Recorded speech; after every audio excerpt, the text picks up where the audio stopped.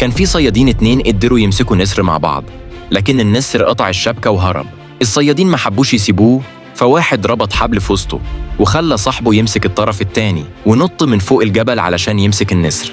أول ما مسكه الوزن بقى تقيل قوي وصاحبه ابتدى يقع، لكن الحمد لله اتشبك في صخرة ونجا. بعد كده خدوا النسر للقرية وربطوا حجرين كبار في رقبته وربطوا رجليه علشان ما يطيرش.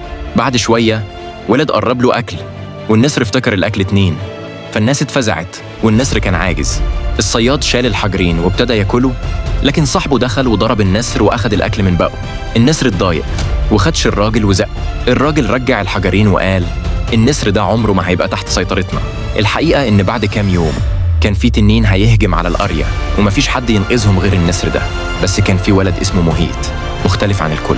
لما شاف النسر والمطر بينزل عليه عمل له سقف بسيط وشال الحجرين ونام جنبه وحلم إن النسر كائن مبارك.